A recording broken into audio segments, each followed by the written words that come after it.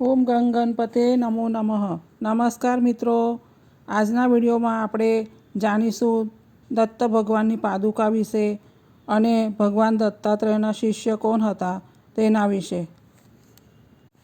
દત્તાત્રેય સંબંધિત સ્થળો અને મંદિરોમાં મોટાભાગે તેમની ચરણ પાદુકા હોય છે અને તેના પૂજનનું ખૂબ મહત્ત્વ છે.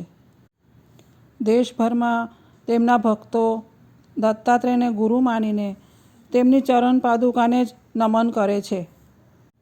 તેમની મુખ્ય પાદુકા જ્યાં આવેલી છે તે સ્થાન કર્ણાટકના બેલગામમાં આવેલું છે. ધાર્મિક માન્યતા અનુસાર ભગવાન દત્તાત્રેય દરરોજ પ્રાતઃકાળે કાશીમાં ગંગાજીમાં સ્નાન કરતા હતા. આ જ કારણ છે કે કાશીના મણિકર્ણિકા ઘાટની દત્ત પાદુકા દત્ત ભક્તો માટે અતિશય પૂજનીય છે. ગિરનાર અને આબુમાં પણ તેમની ચરણ પાદુકાઓ આવેલી છે અને તે અતિશય પૂજનીય છે.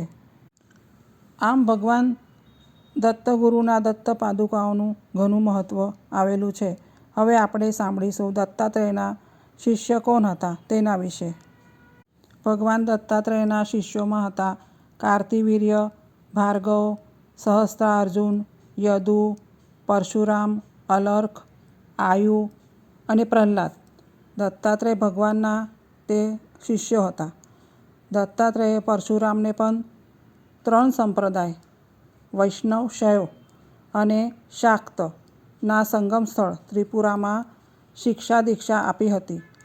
દત્તાત્રેયે પરશુરામજીને શ્રીવિદ્યા મંત્ર પ્રદાન કર્યા હતા.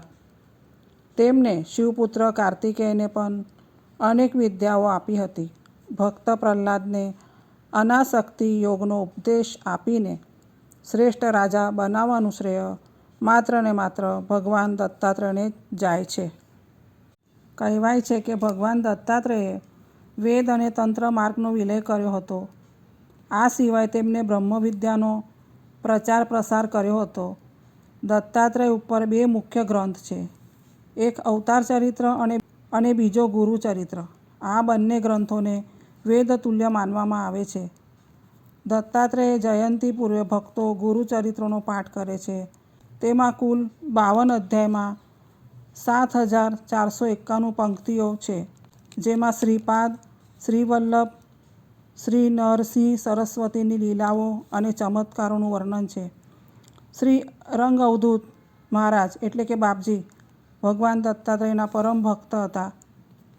તેમને રચેલી દત્તબાવની આજે પણ દરેકના મુખે પહોંચી ગઈ છે, જેમાં ભગવાન દત્તાત્રેયની લીલાઓનું વર્ણન છે. કહેવાય છે કે તંત્ર સાથે જોડાયેલા હોવાને કારણે ભગવાન દત્તાત્રેયને નાથ પરંપરા અને સંપ્રદાયના અગ્રજ માનવામાં આવે છે. તો મિત્રો, આવા છે આપના પરમ પૂજ્ય ગુરુ દત્તાત્રેય.